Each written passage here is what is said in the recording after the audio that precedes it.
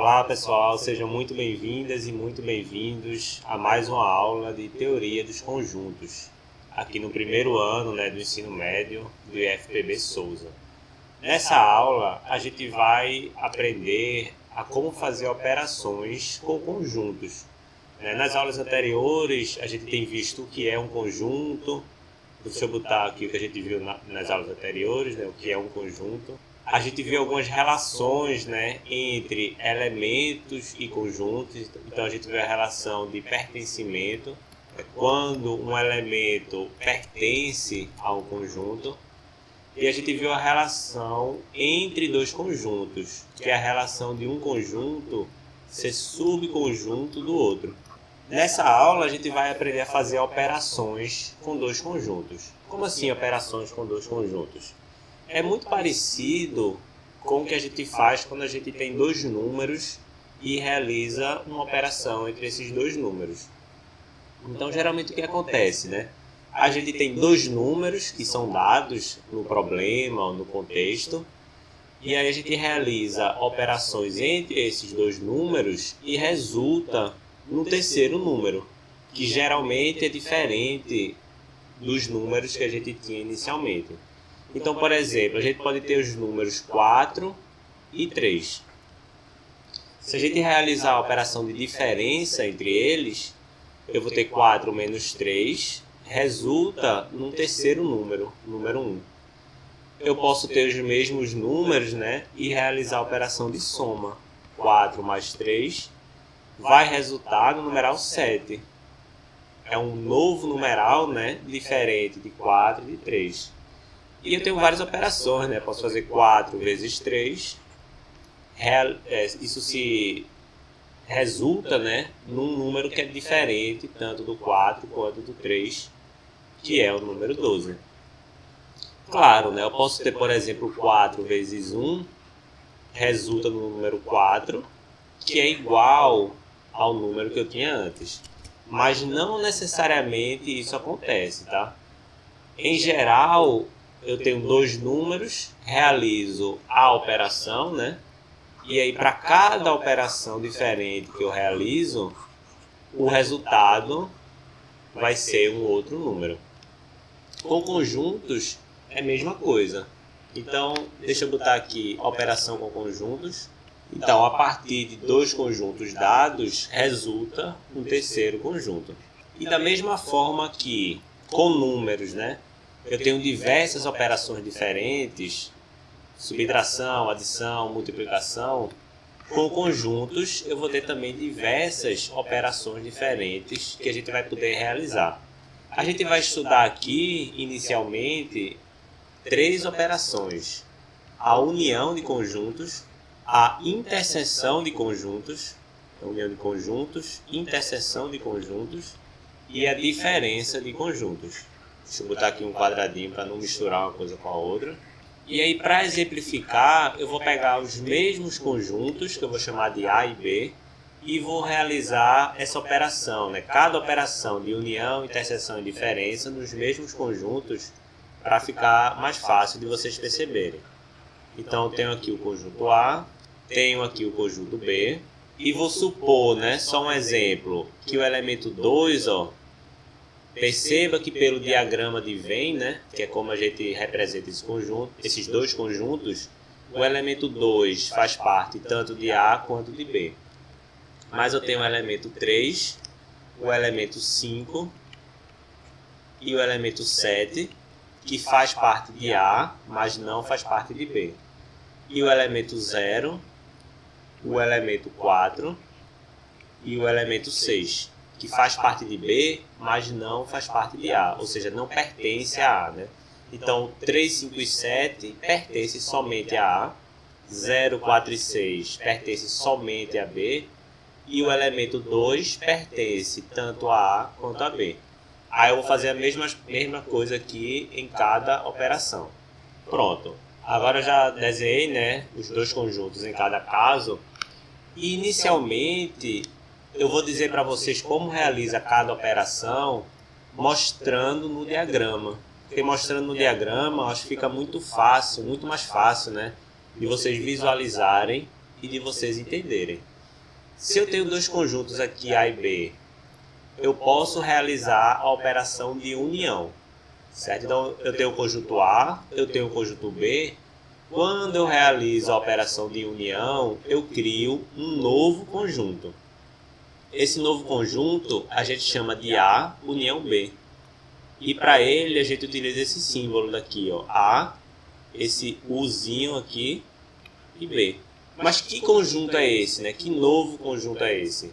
Veja só, o conjunto A união B vai ser o conjunto formado por todos os elementos que estão em A ou que estão em B.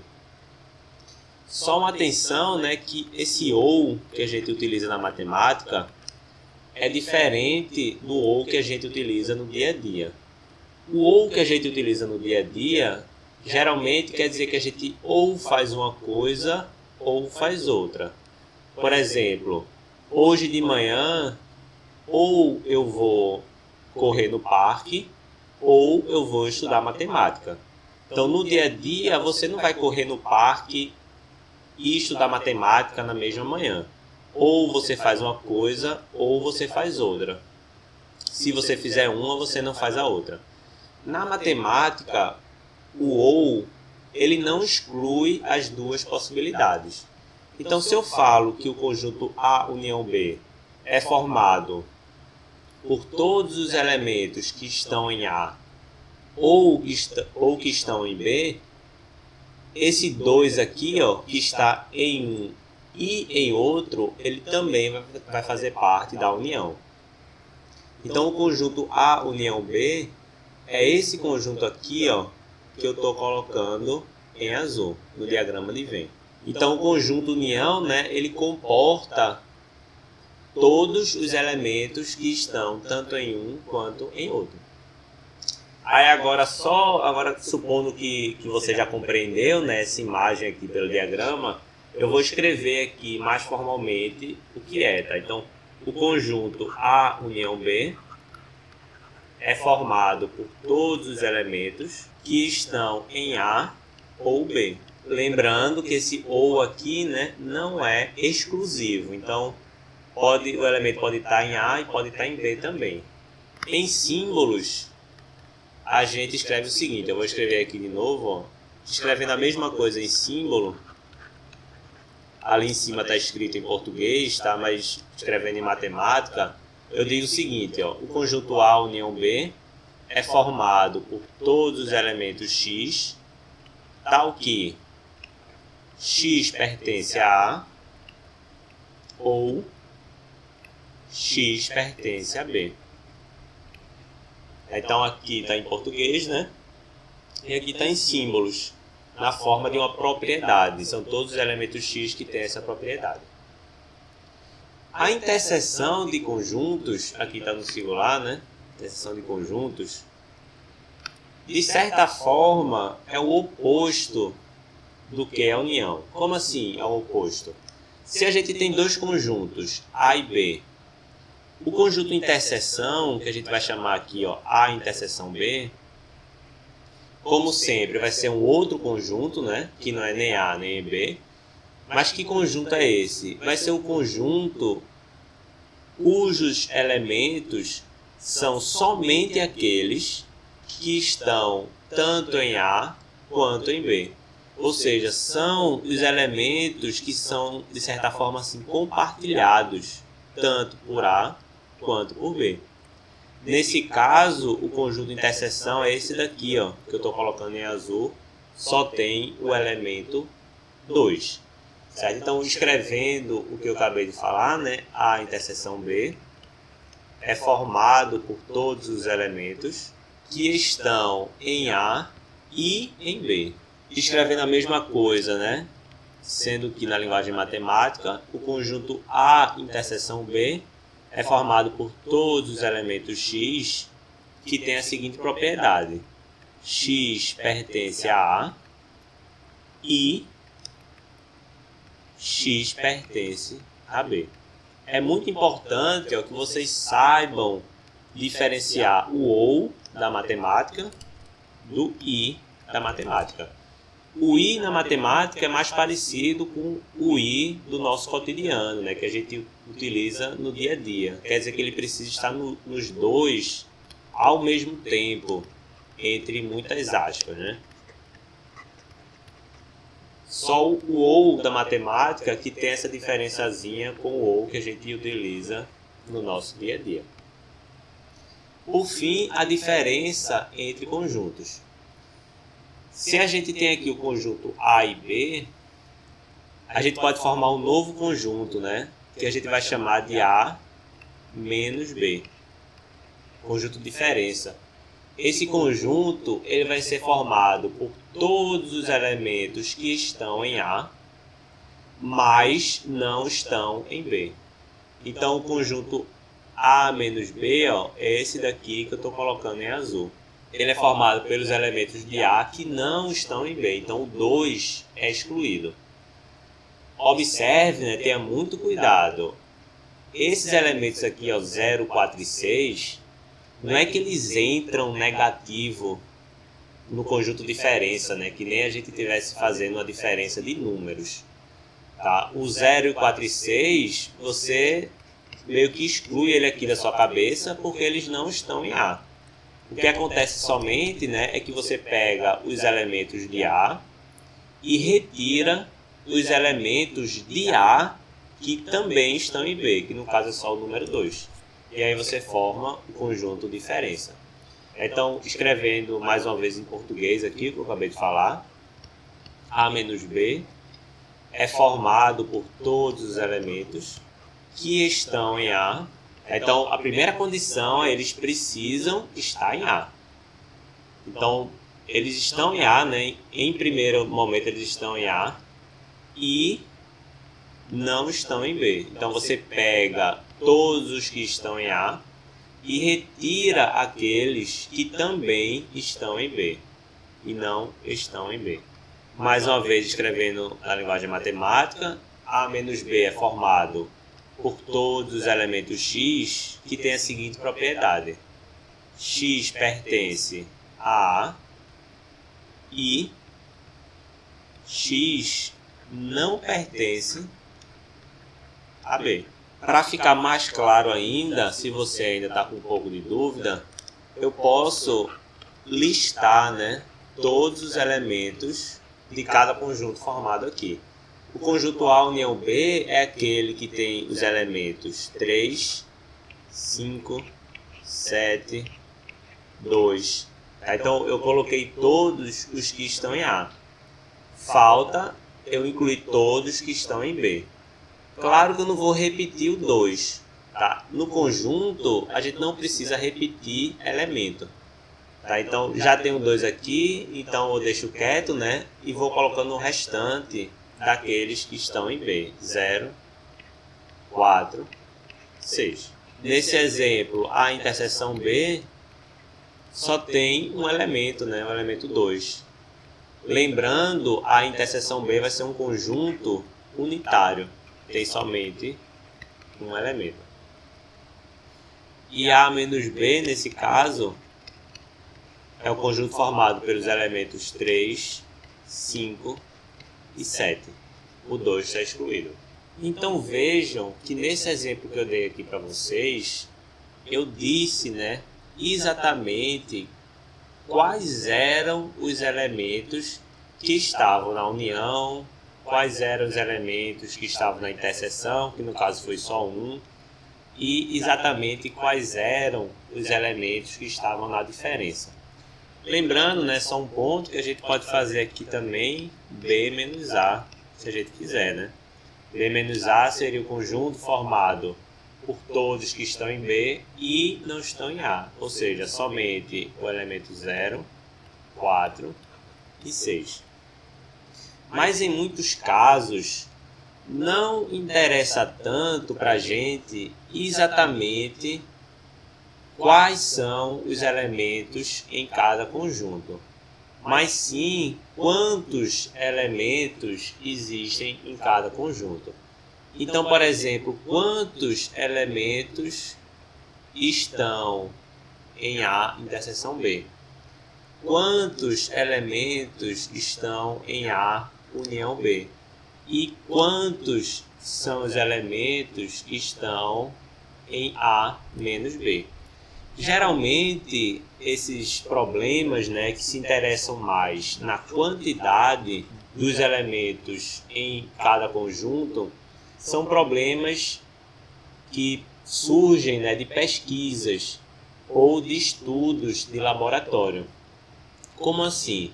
Vamos ver esse exemplo daqui, ó, que está no livro de vocês, mas como vocês ainda não têm o livro, né, eu transcrevi ele aqui. Esse problema diz o seguinte: em uma escola técnica de agronomia, os estudantes pesquisavam como alguns fatores de um ambiente interno influenciavam as plantas. Eles submeteram algumas espécimes aos seguintes fatores. Então, a cor da sala. Será que se eu colocar a planta numa cor da sala preta, ou branca, ou verde, vai alterar de alguma forma, né, essa planta? A altura da planta em relação ao solo. Então, se eu pegar a planta e subir, digamos, 2 metros do solo, será que vai ter alguma alteração nessa planta? E por fim, o último fator, que é a ventilação do ambiente, né? Será que se eu colocar um ambiente mais ventilado, menos ventilado, a planta vai se desenvolver de forma diferente? Então, esses são os 3 fatores sob estudo. Depois do experimento, fizeram uma tabela com o número de plantas que apresentaram alguma alteração em relação à planta controle. O que é planta controle, né? Veja só, se eu quero saber, por exemplo, se quando eu mudo a ventilação do ambiente, a planta vai crescer mais, eu preciso comparar ela a alguma planta que está no ambiente de certa forma neutro. Então, tem uma planta que sempre vai estar no ambiente neutro, e aí eu quero saber se eu aumentar a ventilação vai alterar, sei lá, o tamanho da minha planta. Então, eu pego essa planta controle, está no ambiente neutro, né? Pego outra planta que está no ambiente mais ventilado, então não é um ambiente neutro, e faço uma comparação entre a planta controle e a planta que teve esse fator, né, ventilação alterada. Então é assim geralmente que a gente faz pesquisa, comparando com alguma coisa, né, que está ali no controle, que está ali neutro. Só por curiosidade, né, é assim, por exemplo, que a gente vê a efetividade da vacina contra a Covid. Tem um grupo de pessoas que não toma vacina e um grupo de pessoas que toma vacina. E aí, por exemplo, se percebe que o grupo de pessoas que tomou a vacina teve Covid 70% menos do que o grupo que não tomou a vacina. Então, através dessa comparação, né, claro que eu estou falando aqui de forma muito simplificada, se percebe que a vacina é efetiva. Então, esse grupo que não toma a vacina é o grupo controle. Da mesma forma, essa planta que fica no ambiente neutro, né, sem alterar a ventilação, sem alterar a altura em relação do solo e cor da sala, é chamada de planta controle. Tá? Mas isso é só para explicar um pouco, tá? Acho interessante a parte aí científica. Mas aí os resultados estão nessa tabela abaixo. Então, como assim, né? A gente vê por essa tabela, por exemplo, que tiveram 11 plantas que foi alterado a cor da sala, e elas apresentaram, nessas 11 plantas, apresentaram alguma alteração em relação à planta controle. Tiveram 8 plantas que, quando mudado a altura dela em relação ao solo, elas apresentaram alguma alteração em relação à planta controle. E aí eu tenho uma mistura desses fatores. Por exemplo, tiveram 5 plantas que foi alterado tanto a cor da sala quanto a altura. E elas apresentaram diferença em relação à planta controle. Por fim, né, tiveram 3 plantas que foi mudado tanto a cor da sala quanto a altura em relação do solo, quanto a ventilação, que apresentaram alteração em relação à planta controle. E a gente precisa ter cuidado o seguinte, por exemplo, que dentre essas 3 plantas aqui, digamos que tem uma dessas plantas que a gente chama de Maria. Muitas vezes a planta que a gente tem em casa, né, a gente dá um nome para ela. Maria, ela foi mudado tanto a cor da sala, quanto a altura dela, tanto a ventilação. Então, Maria estava no ambiente que foi mudado esses 3 fatores. Então, Maria está contando aqui, certo? Mas Maria também faz parte dessa contagem, dessa e dessa. Por quê? Porque no caso dela foi mudado tanto a cor da sala, então ela conta aqui, tanto a altura e tanto a ventilação. Então eu tenho aqui, Maria aparece contado em mais de uma categoria dessa. E aqui está explícito, né, que a planta que a gente chamou de Maria, só um exemplo, óbvio, teve esses 3 fatores mudados. Certo? Então deixa eu voltar aqui o zoom e apagar o exemplo de Maria. Vamos saber o que a questão quer, né? A questão pergunta o seguinte, letra A. Qual o total de plantas que sofreu alterações em relação à planta controle? Então, isso que eu acabei de falar é muito importante, porque veja só, se a planta chamada Maria está aqui, foi contada aqui, né? Foi contada aqui, aqui e aqui, o total de plantas, obviamente, não vai ser a soma de todos esses números. Por quê? Porque eu tenho plantas, que estão contadas em mais de uma categoria. Eu vou ter que dar um jeito de não contar essa planta aqui, chamada Maria, de forma duplicada, ou triplicada, ou quadruplicada. Como é que eu faço isso? Veja só, esses problemas de conjuntos são bem clássicos. E tem um jeito de resolver eles que sempre dá certo. Que jeito é esse?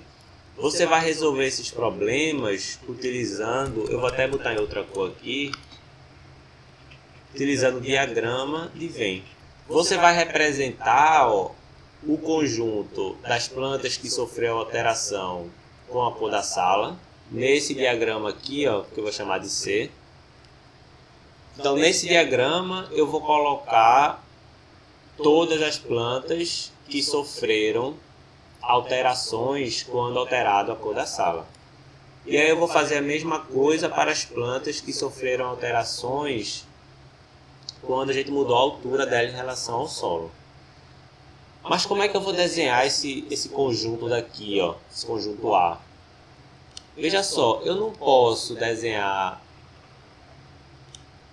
esse conjunto aqui, porque se eu desenhar ele separado, eu já estou assumindo de antemão que não tem nenhum elemento que faz parte dos 2 conjuntos ao mesmo tempo. Então, quando eu vou desenhar o segundo conjunto em diagrama, eu tenho que desenhar ele de modo que pegue uma parte também do primeiro conjunto. Tá? Então, aqui é o conjunto de todas as plantas que sofreram alteração quando mudado a altura. E claro, né, nessa parte aqui do meio, vai estar todas as plantas que sofreram alteração quando mudado tanto a cor da sala quanto a altura. Mas ainda falta um conjunto, né? Eu preciso representar agora o conjunto das plantas que sofreram alteração quando foi alterada a ventilação da sala. Pelo mesmo motivo que eu expliquei, eu não posso desenhar esse conjunto daqui em separado. Por quê? Porque eu não sei se tem algum elemento em comum desse conjunto com o conjunto C e com o conjunto A. Então eu tenho que desenhar ele aqui, nessa posição. Então aqui está o conjunto de todas as plantas que sofreram alteração em relação à ventilação. E aí veja só, desenhando assim eu permito que existam todas as possibilidades. Como assim? Nessa região aqui, ó, a gente percebe que é uma região que faz parte do conjunto C, do conjunto A e do conjunto V. É uma região em comum aos três conjuntos.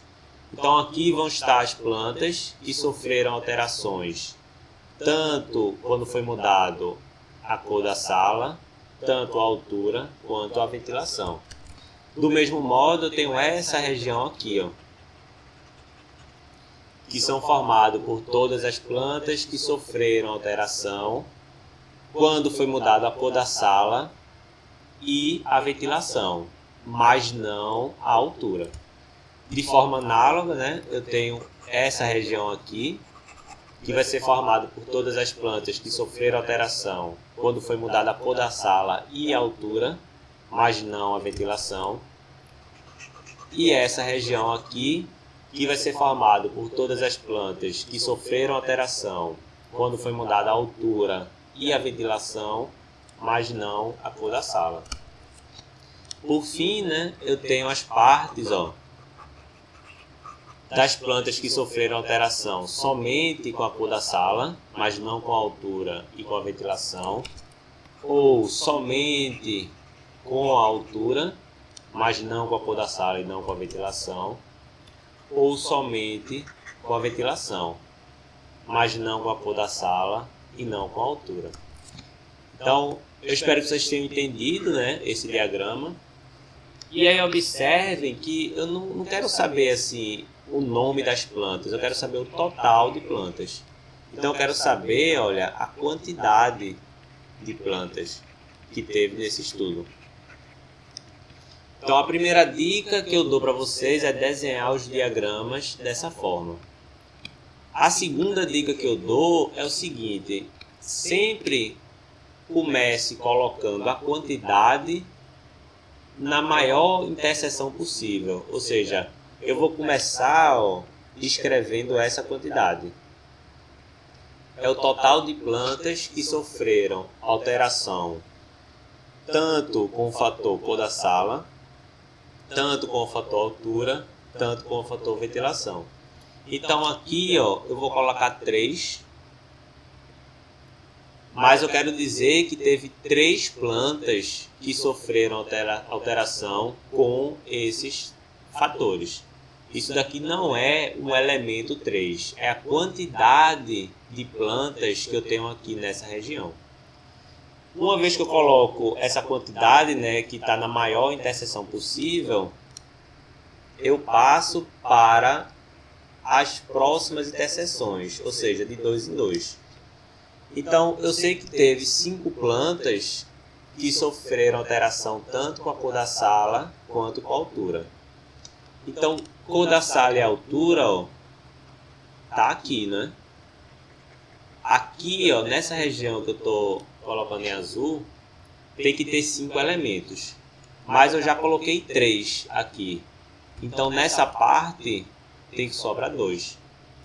De forma que, no total, tenho 5, sendo que somente nessa parte, né, eu tenho que ter 3. E eu vou fazendo isso em cada caso, ó. Eu tenho 5 plantas que estão tanto em A quanto em V. Essa região é a região das plantas que estão tanto em A quanto em V. Se eu tenho 5 no total e já foi 3, faltam 2. E eu tenho 4 plantas que estão tanto em V quanto em C. Tanto em V quanto em C, ó, é essa região aqui, né? Já foi 3, eu tenho que ter 4 no total, então só falta 1.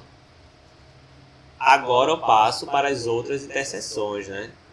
Que é o conjunto como um todo, na verdade não é interseção nenhuma. No conjunto C, no total eu tenho 11 plantas. Mas o conjunto C é esse aqui, né? Esse grandão aqui. Tenho que ter 11 no total. Sendo que eu já coloquei 3 com 2 é 5, com 1 é 6. Se eu tenho que ter 11, eu já escrevi 6, falta quanto aqui sozinho? 5. Da mesma forma, no conjunto A, eu tenho que ter 8. Eu já escrevi quantas? 3 com 2, 5, com 2, 7. Então só falta 1 para completar 8. Por fim, né, o conjunto V tem 12. Eu já escrevi quantas? 3 com 2, 5, com 1, 6. Para 12 falta 6. Dessa forma, eu sei exatamente quantas plantas estão em cada categoria aqui. E eu não conto duplicado, triplicado, quadruplicado nenhuma planta. Certo? Então, qual o total de plantas que sofreu alterações? Então, alterações ele não especificou, né? Então, é qualquer alterações, se ele não especificou. Então, qual o total de plantas que sofreu qualquer alterações em relação à planta controle? Agora sim, eu posso somar todos esses números que eu não vou estar somando duplicado. Tá? Então, eu tenho aqui 5 mais 5. Eu vou botar um X aqui, tá? Para a gente não contar duas vezes. 5 mais 5 é 10. Aqui eu já contei 10. Aqui eu tenho 2 com 1 é 4. E 4 mais 6 é 10. Então eu tenho 10 mais 10 resulta em 20 plantas. Então eu tenho um total de 20 plantas que sofreu alterações. Observe que se você simplesmente somasse aqui, você, como é contado duplicado, dá muito mais do que 20. Na letra B, quantas plantas não sofreram alterações quando expostas ao fator cor da sala? Então, cor da sala é esse conjunto daqui. Eu quero saber quantas não sofreram alteração. Veja só, eu sei que eu tenho um total de 20 que sofreram algum tipo de alteração. O número de elementos do conjunto C, né, que são aquelas plantas que sofreram alterações com o fator cor da sala, é quanto? 5 mais 5 é 10, com 1, 11. Então, se eu tenho 20 elementos no total e se eu tenho 20 plantas que sofreram algum tipo de alteração e somente 11 que sofreram alteração com o fator cor da sala, as que não sofreram alteração quando expostas ao fator cor da sala vai ser o total menos as que sofreram alteração. 20 menos 11 é igual a 9. Então eu tenho 9 plantas que não sofreram alteração quando expostas a esse fator. Pronto, pessoal, estamos acabando a aula por aqui. Eu vou colocar alguns exercícios para vocês, de modo que vocês saibam fazer esse tipo de questão aqui, tá? De contagem. E de modo que vocês saibam também dizer os elementos, né, da união, da interseção e da diferença. Certo? Espero que vocês tenham gostado da aula e até a próxima.